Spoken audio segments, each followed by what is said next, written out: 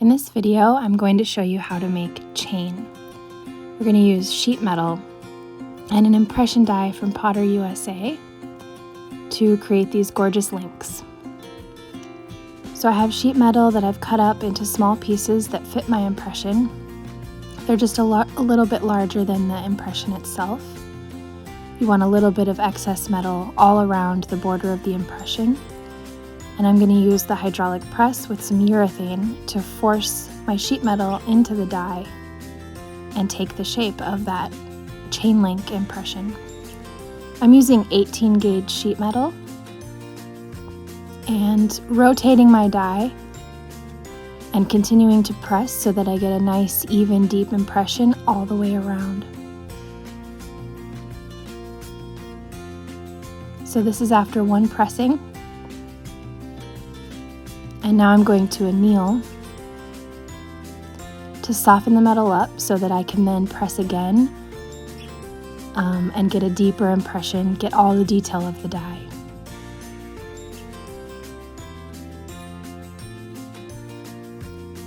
I'm going to take care not to overheat my silver, so I'm just kind of shading the metal so that I can see when it starts to internally glow with that red heat.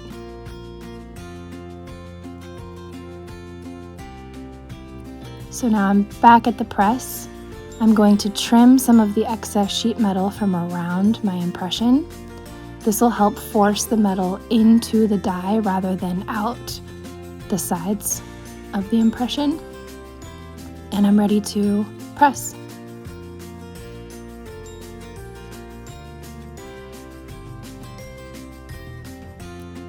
Make sure that everything is always centered and just use small bits of urethane to place in specific areas and press and just kind of keep rotating.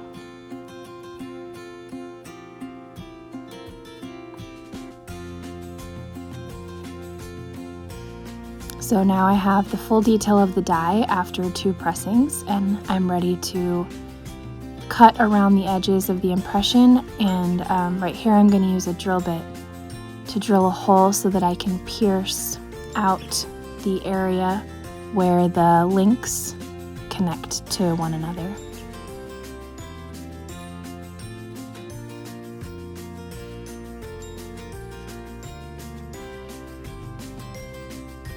So I'm just going to thread my piece on my jeweler's saw. Make sure my blade is really nice and tight. Using lubrication helps. And then I'm just going to remove those areas.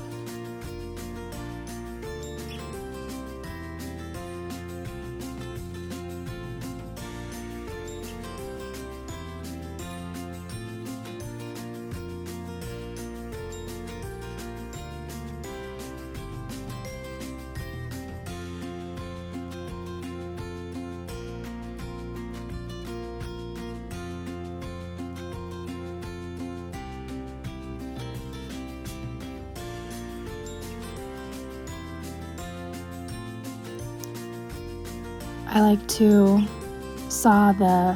pierce the inner cuts first, just because if I saw the outer perimeter after, I have more surface area to hold on to as I'm sawing. So I'll do the inner cuts first and then trim the outer shape.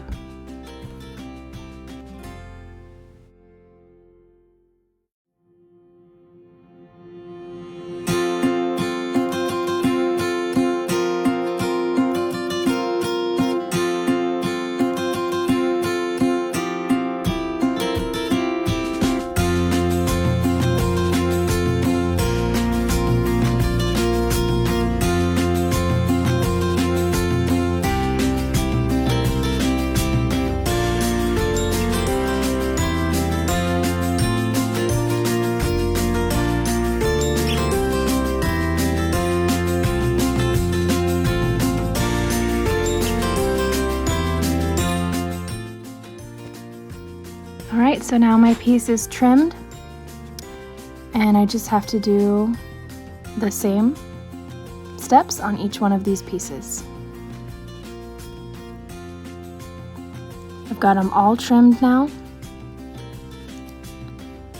and I'm ready for filing.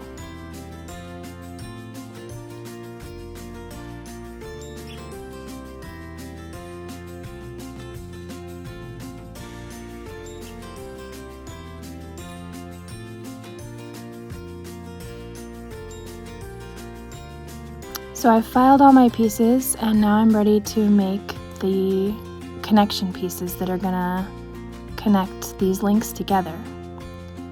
I've got some sheet metal here that I textured in the rolling mill, and I'm just measuring the width of that opening on each link so I know how wide to make my connectors. I'm gonna cut this strip with the shear. And I'm cutting a really thin piece of metal, so with this large shear, I'm gonna be really careful to make sure that I'm following that line and cutting very nice and straight and even, just to save myself on having to trim after. So now I've got my strip, and I'm gonna use this strip to make small little connectors that join each of those links. I'm measuring, and I've decided that I want my pieces to be about 1.5 centimeters each.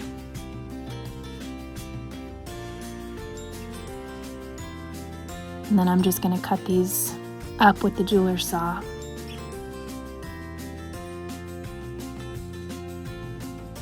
My rolling mill texture on my sheet was pretty subtle, and it looks like these pieces are really going to be too small for it to show. So that's okay. I'll just go ahead and sand off what little you can see and have these be smooth links instead.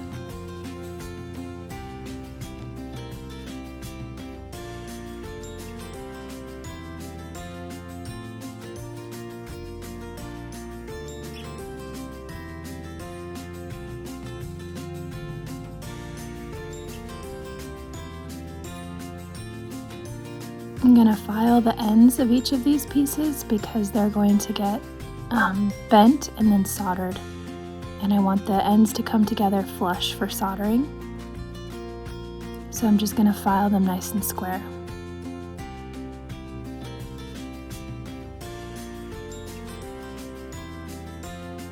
I'm using these stepped round nose pliers to bend these little connection links.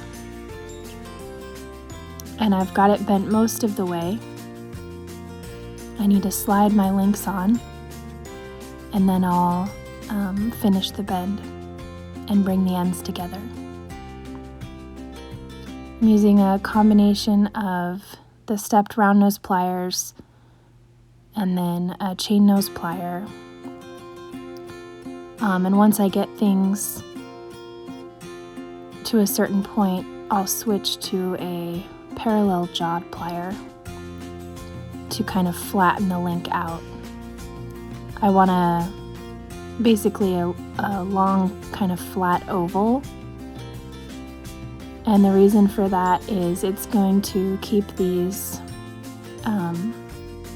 chain links from twisting around and changing positions. It'll keep them aligned the way that they're meant to be. So I'm just going to keep continuing to connect these links here. And the connectors I made with 18 gauge sheet, so they're pretty difficult to bend. It takes a fair amount of hand strength to get these formed, and kind of lots of fussing with the pliers.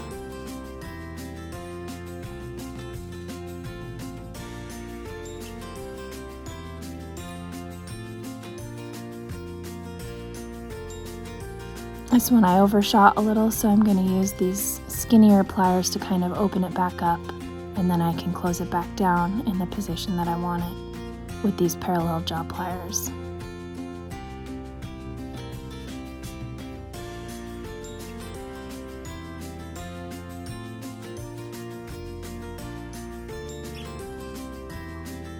And that's how they connect.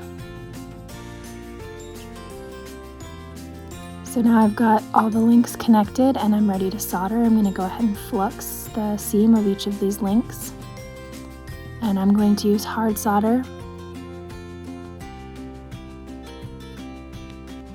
Hard solder is the closest color match to silver, so I use it whenever possible.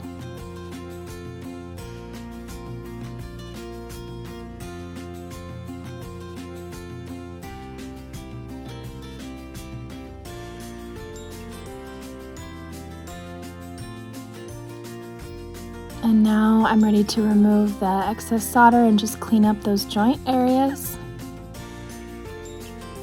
I'm using a PSA sanding disc and then switching to a silicone wheel.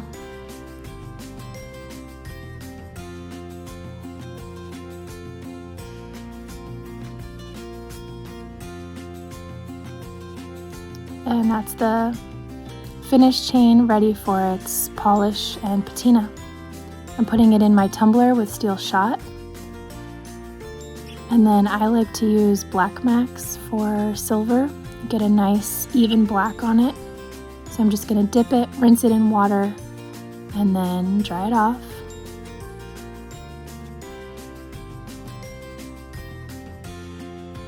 And then I like to use these pro polishing pads to remove patina from the high spots and just leave it in the recessed areas.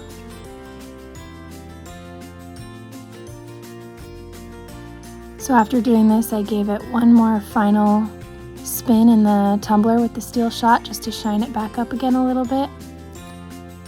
And this is the finished bracelet chain.